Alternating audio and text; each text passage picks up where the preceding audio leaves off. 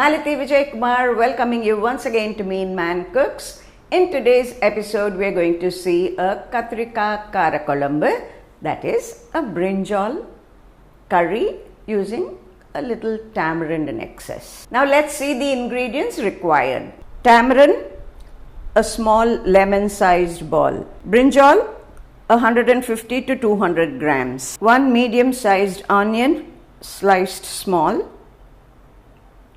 Curry leaves, a few. 2 medium tomatoes, cut small. 8 to 10 garlic pods, cut into pieces. Called turkey berry or sundaka, 10 to 12 numbers. A little vadagam for seasoning. 2 tablespoons gingerly oil. 1/4 teaspoon turmeric powder. Coconut, about a tablespoon. A teaspoon of melon seeds and a teaspoon of roasted gram. A teaspoon of jaggery. Mustard and urad dal, 1 teaspoon. 1/2 teaspoon of methi seeds. 3 teaspoons of Meen curry chili powder. Salt to taste. Now let's go to the cooking process. Soak the tamarind when you are cutting the onions, tomatoes and other vegetables, because if it soaks, it's easier to get the extract. Ideally, new tamarind is better because the older tamarind is very dark in color. It doesn't give the curry a very pleasant look. The pan is hot, so let's add the gingerly oil. In this oil, I'm going to first fry the, this is called turkey berry or sundaka. Let's add this.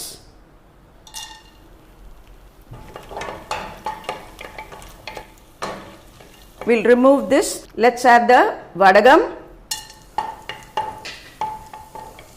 the mustard urad dal and the methi seeds. Spluttering beautifully. Let's add the curry leaves, the garlic,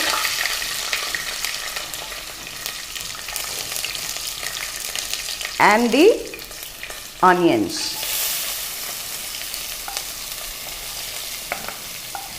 Instead of our regular big onions, if we use shallots, the curry tastes very good. Today I did not have shallots, so I'm using this. Ideally, shallots are good. Tomatoes also must be cut small because they need to blend with the curry. Just add your tomatoes. Brinjals, if you're able to get tiny ones, lemon-sized ones, you can just slit them into 4 and add the whole ones. That also tastes very nice.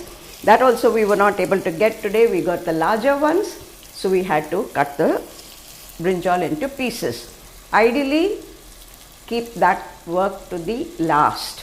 Brinjals should never be cut in the beginning. They tend to darken very quickly. This should cook well and become mushy. Don't be in a hurry and cook on high flame to make it mushy. It will only burn. On a low flame, it cooks perfectly, doesn't burn, and all the vegetables are nice and soft and tender. The onions and tomatoes are cooked pretty well, so we can add the chili powder, turmeric powder, so that the raw smell goes when it cooks in this hot oil.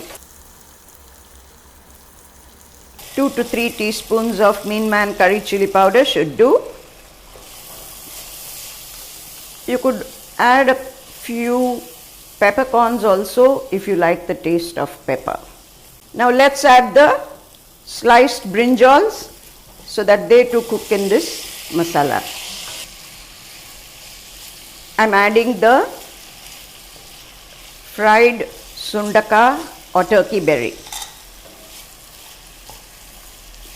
It's full of iron, very good for health.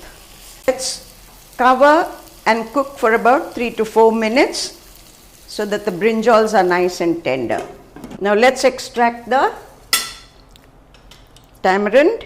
We don't want all this in our curries. Yeah, I can get the smell of the brinjal.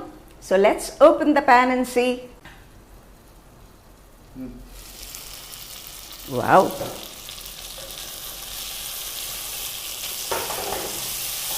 Yes, we can add the tamarind extract now.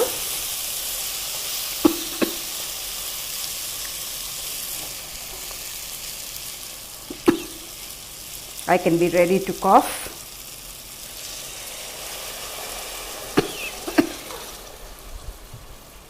Let's add the jaggery. Mix it up. It will melt in the hot curry. We can add another half a cup of water. After adding the jaggery, just give it a minute for the jaggery to melt. Then taste it to check whether the balance of the salt and the spice is perfect. Otherwise, add salt if necessary. Add a little pepper powder if you think it's not spicy enough. Cover and cook on sim for at least 5 to 6 minutes. Meanwhile, let's make a paste of the coconut and then add the fried gram and melon seeds.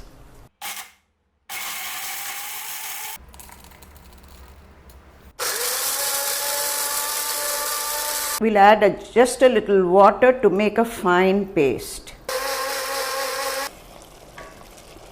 Another 2 to 3 minutes we can add the coconut paste. In India we use poppy seeds, but some of the countries overseas it is illegal. So we have the best alternative for the poppy seeds. Just 1 teaspoon of poppy seeds to be ground to a fine paste in a blender is not too easy. If you have a solution for it, please do share it with us. Most welcome. Can you see the oil floating on top? That's an indicator that the curry is cooked and it's time for us to add the coconut paste. Let's add another half cup of water to the blender jar and rinse that coconut paste. Add it to the curry so that it dilutes the curry a little and enables it to cook and not thicken further. Cover and simmer for just 2 to 3 minutes. Many of you must have relished it at South Indian weddings. This is generally served along with curd rice. It is really good when eaten along with curd rice. Do try. Yes, it's done. Can you see the oil floating on top? It's time to put off the gas. The curry is ready. So the delicious Kara Kulambu is ready. You can make it with brinjals. You could even use potatoes, drumstick or lady's fingers. This goes very well with our steamed rice. Top it with a little ghee. Have a poriyal or kootu.